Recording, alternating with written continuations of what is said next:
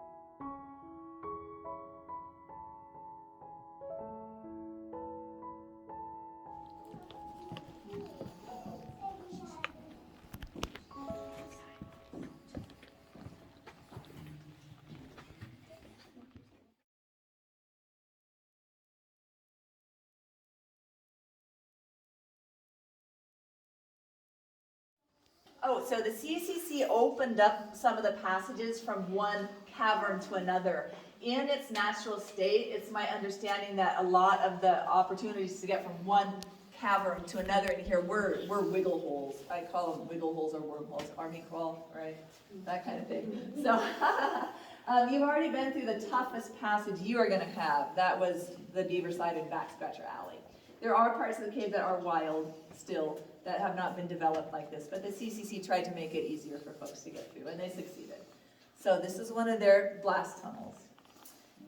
So this is the bottom of the pit. This is where the staircase ended. No? This is where Tom Williams would have belayed down to.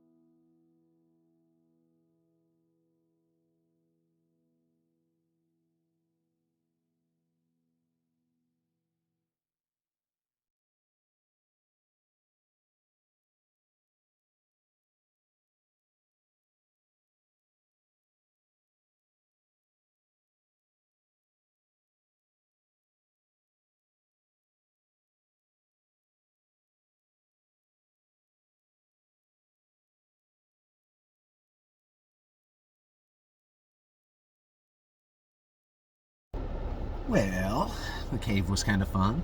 A lot of kids on this one, but that was okay. You know, I always take the tail position anyway so I can get some good shots and make sure nobody falls behind. That being said, we are done with the cave. One thing that was a little disappointing is they no longer have the final cavern as part of this tour. And so, I've got footage of it from a previous visit, so I'll go ahead and fold that in for y'all. Anyway, let's hit the road. I'm 10 hours from home. I don't know that I'm going to make it there tonight, but it's almost 1 o'clock now. So let's just start driving and see where we land. If I see anything pretty, I'll take a picture. Just for a little bit of history, right now we're sitting on the Shoshone River? No, Jefferson River. There we go. Lewis and Clark actually camped right here on their expedition, both going west, and then Clark coming east camped right here. That's why the state park exists. That being said, kind of cool. And yeah, let's drive.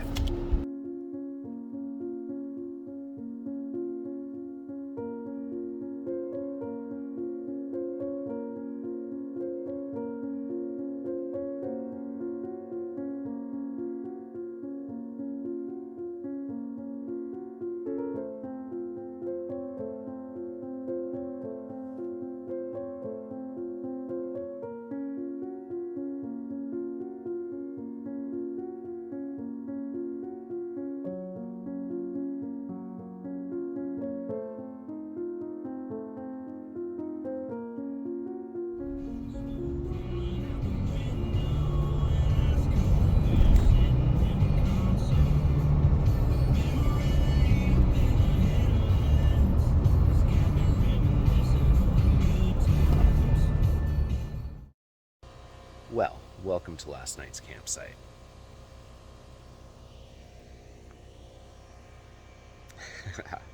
So yeah, I just kept driving.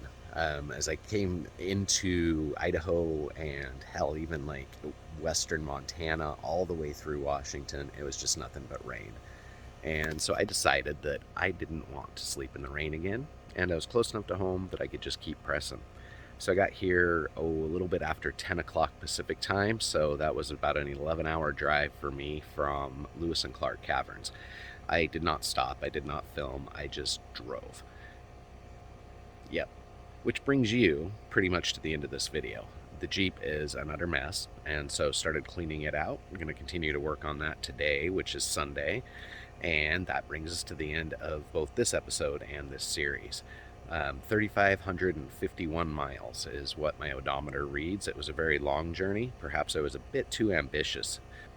I would love to go back to the Black Hills at some point and spend like a week just exploring them. And so anyway, thank you for following me on my journey and watching these videos, and we will catch you here locally on the next journey.